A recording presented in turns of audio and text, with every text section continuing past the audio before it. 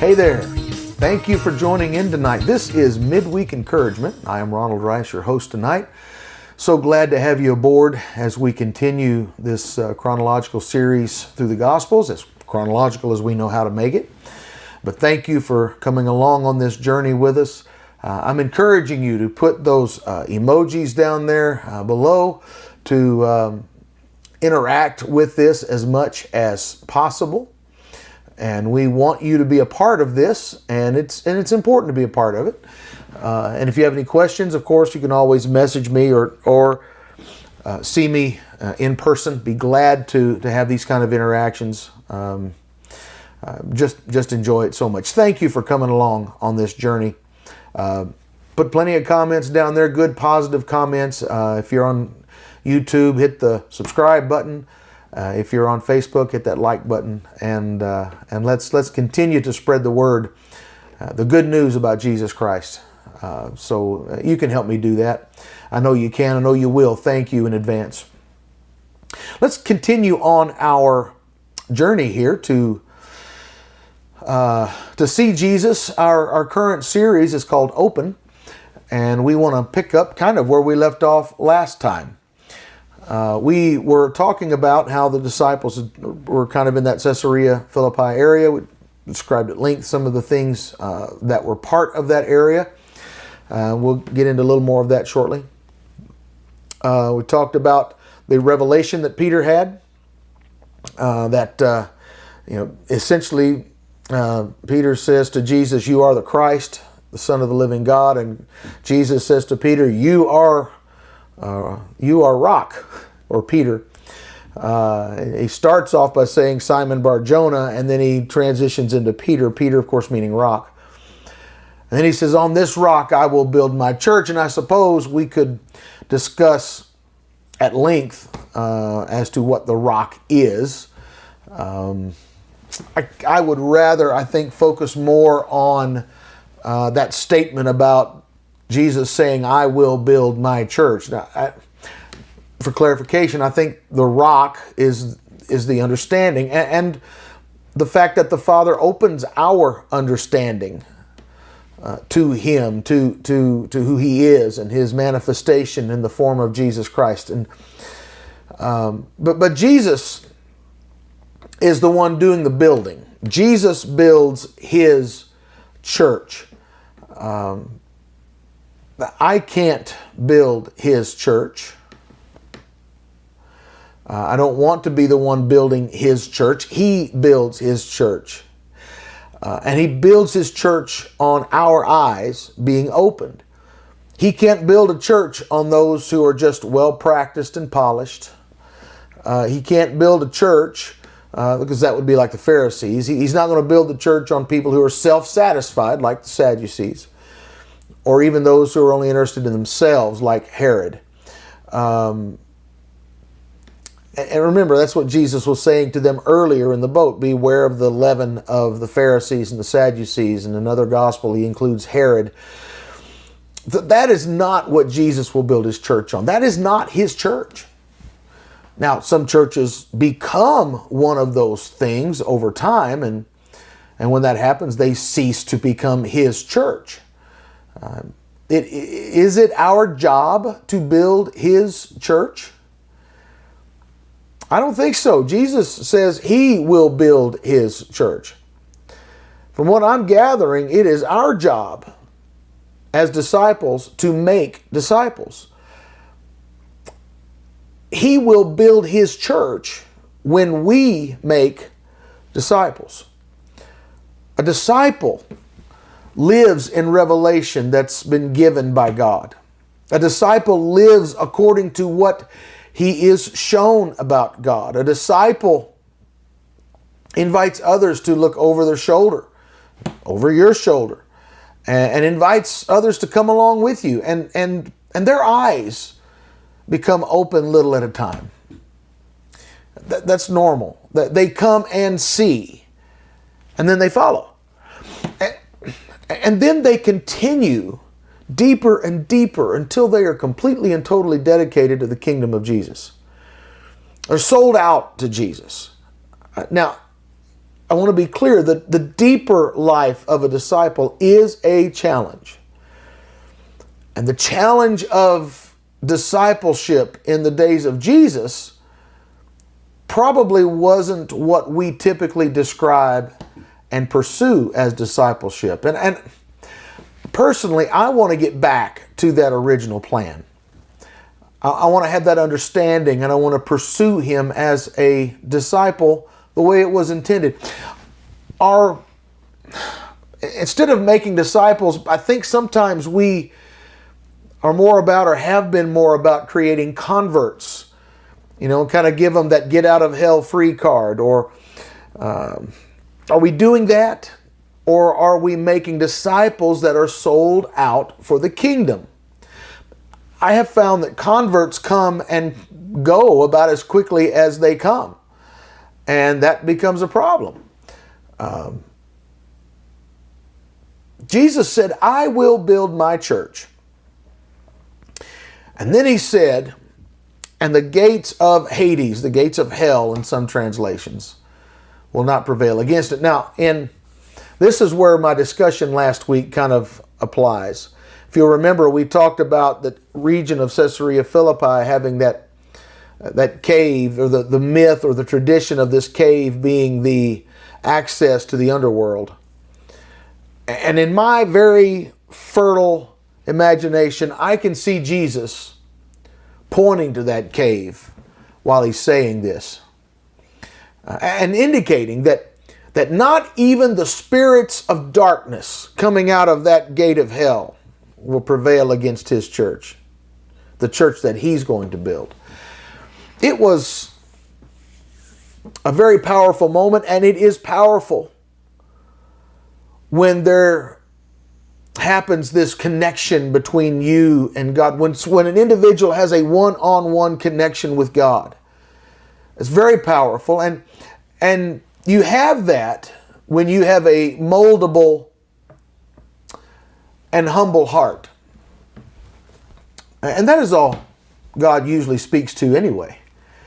He doesn't deal with pride. God dwells with a humble and contrite spirit, people who are soft, not just those who have been through bad things. Sometimes people in those circumstances even become very hostile, untrusting, angry, bitter, having gone through very harsh things. And when you go through harsh things, and we will all go through harsh things, because that's life. It's called life. It will be a bitter experience unless you know the Lord and you love the Lord and you choose to stay soft through all of the difficulties. See, a disciple, the disciples here had been concerned about some pretty trivial things. If you remember, on the way over in the boat, they were worried about not bringing enough bread. And when Jesus was warning them about spiritual matters, they were all concerned about the natural. At some point, however, in this process, Peter must have become a little more serious about all these things. His eyes had become opened. And in this revelation, this is the first time that any of the disciples that we know of, or that's recorded, has actually vocalized the true identity of Jesus when he said, "You are the Son of the living God," indicating the Son of David, or the Messiah. Jesus went on by basically saying, once you're connected to God, hell can't stop this. The spirits out of hell can't stop this. Hell simply cannot stop what God wants to do. Death can't stop this. The grave can't stop this.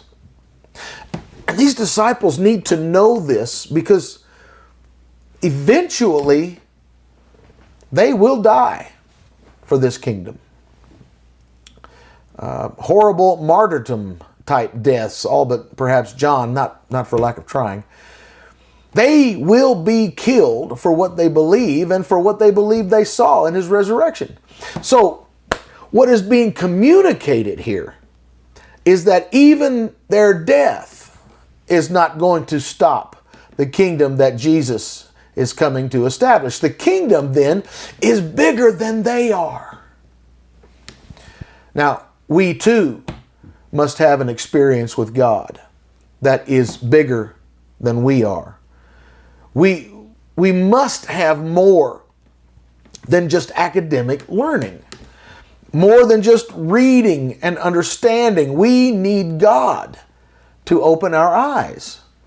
We need that because it's that revelation that is going to live on forever. So not only will the gates of hell not prevail against his church, but he goes on to say that the keys of the kingdom of heaven will be given as well.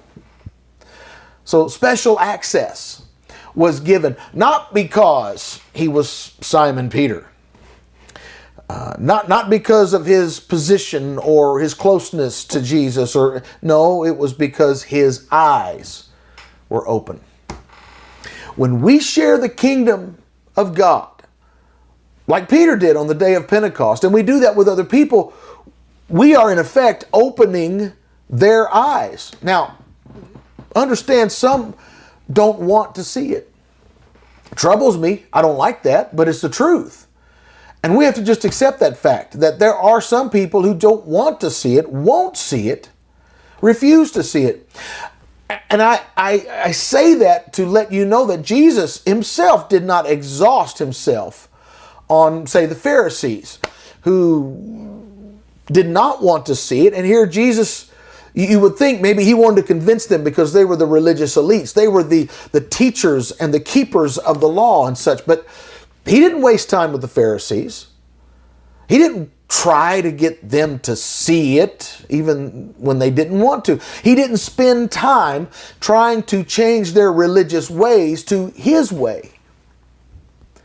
He went instead to perhaps those who were illiterate, those who had already formed their own opinions, which they would have to pridefully maintain. We're not going to be someone who's receptive to his kingdom.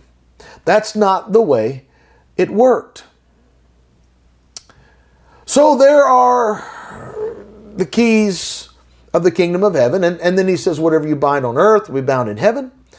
Whatever you loose on earth will be loosed in heaven. The point of this is really that there is power, that there is supernatural, eternal power if we will find our eyes opened. We have to be willing to get our eyes off of other things in order to be open toward Jesus.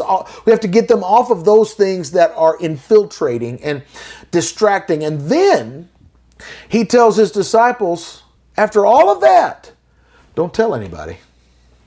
Don't tell anybody about this revelation. Don't do that.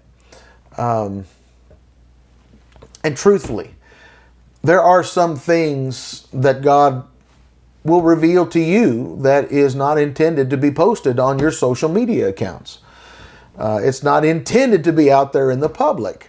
Some things are really just better kept to yourself.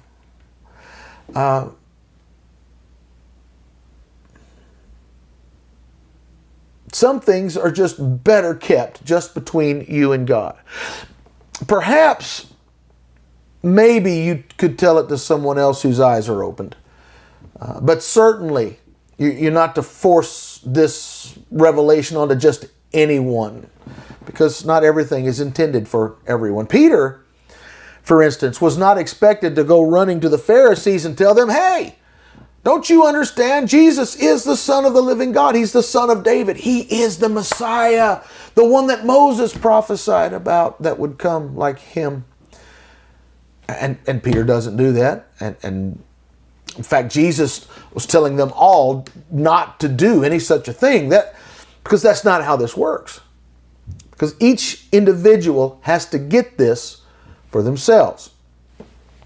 See, that's why you don't have to go overboard when you're teaching people the truth. You don't have to beat somebody with the truth, like a 10-pound King James Bible, and you don't need to do that. Just show it to them. Just show it to them. Sometimes just talking in a conversational manner and sharing scriptures about who Jesus is. You do that, and suddenly somebody that you're talking to might all of a sudden say, "Oh, I've never seen it like that before." Hey, their eyes are opened.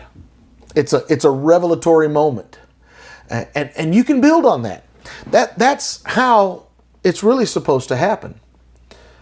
The Lord will open their eyes, not me, not you.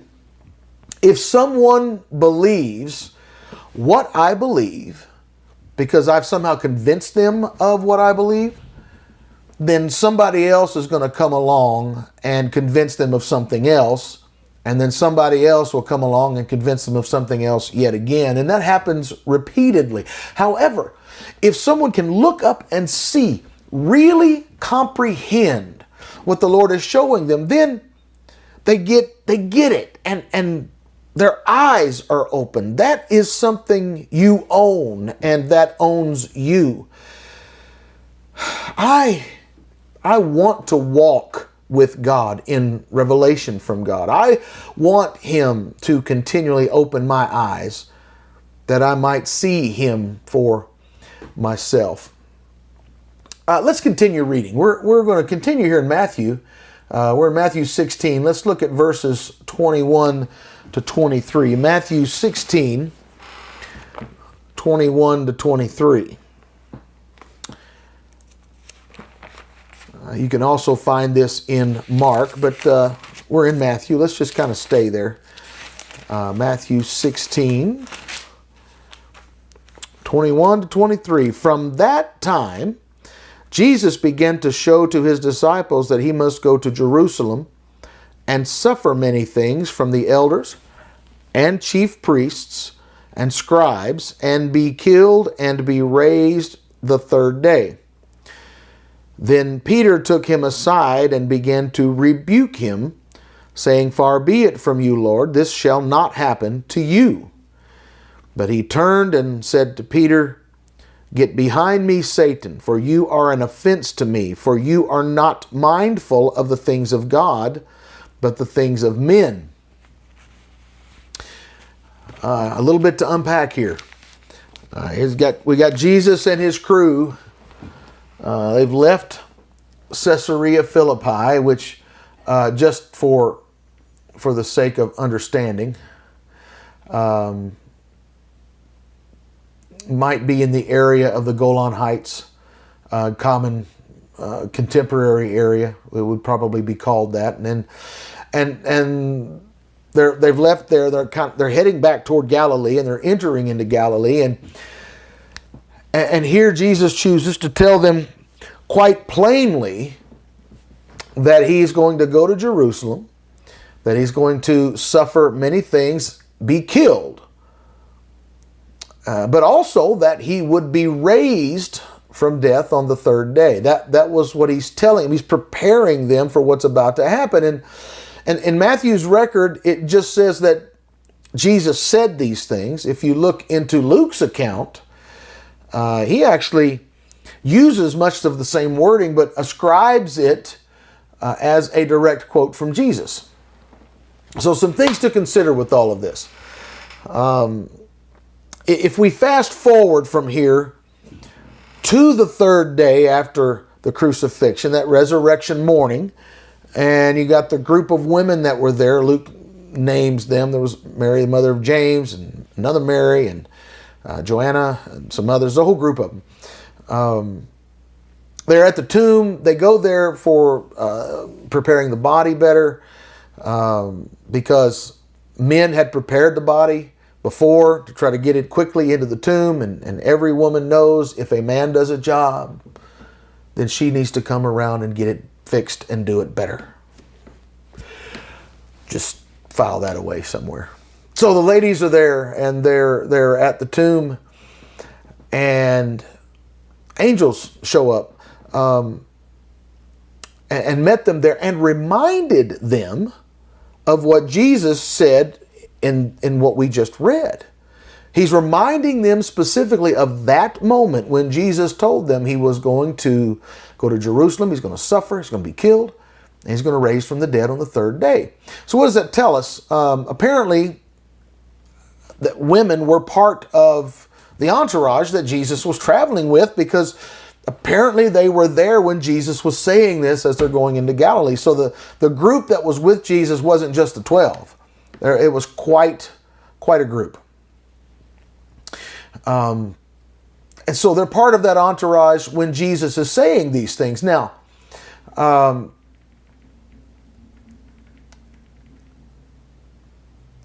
let's see. Let me make sure I get back to my notes here. It was only when the angels reminded them that they remembered the words of Jesus about all this. I guess just an interesting thing to file away there. So, meanwhile, back in Galilee, what happened after Jesus tells them about what he's about to get into? Because he just openly proclaimed that he was going to be handed over to the chief priests, scribes, elders in Jerusalem, suffer many things, be killed, raised from the dead on the third day. And now, I'm going to give him some credit. Peter showed a little tact here. Normally Peter just spouts off and doesn't think, but in this case, he at least shows a little bit of tact. Maybe he's learning some things along the way. He didn't just blurt everything out and say what came to his mind like he has on other occasions, but instead he takes Jesus to the side and speaks to him somewhat privately. Now, for me, I can see Simon Peter in my fertile imagination. I can see him putting his arm around the shoulders of Jesus, walking up to Jesus, puts his arm around him, turns him a little bit aside to just speak to him somewhat privately. And what does Peter do? Peter rebukes Jesus.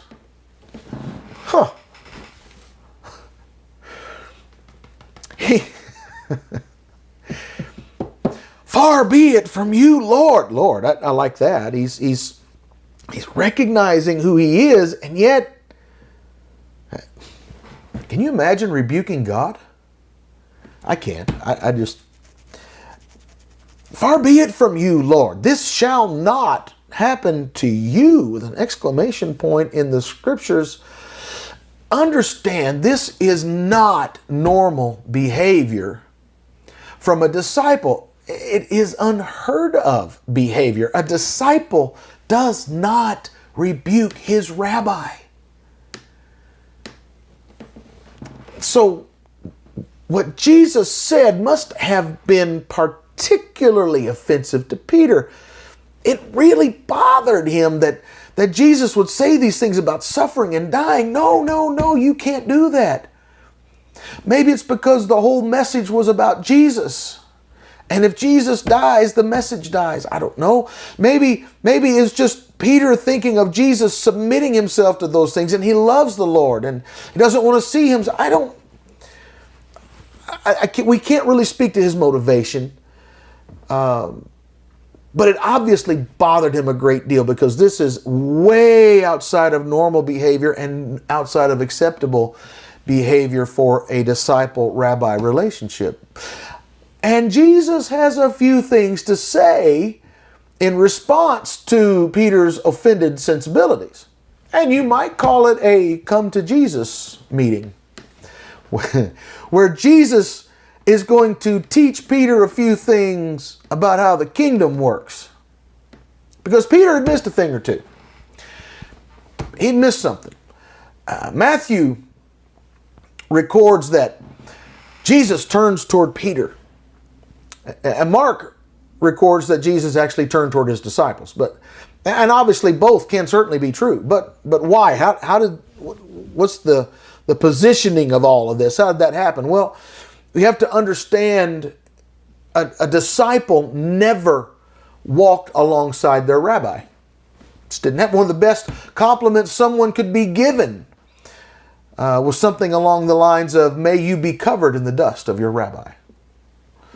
That would infer that you are following behind the rabbi.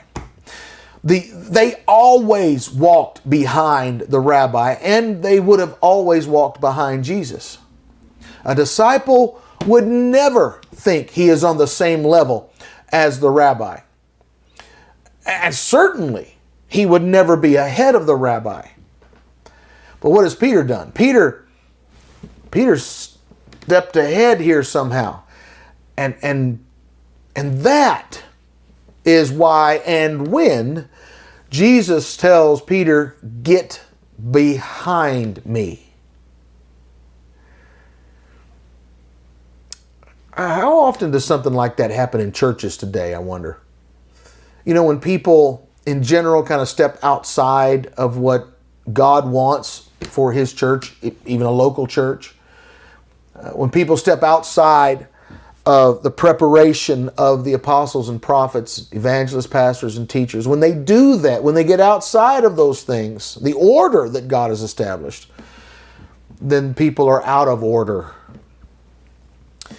Just something to think about through all this. Here in the Gospels, Peter has in essence been attempting to step ahead of Jesus and disciple Jesus. I know that sounds ridiculous to us, but in that moment, that explains why Jesus would say, "Get behind me," but he included Satan, which is something else.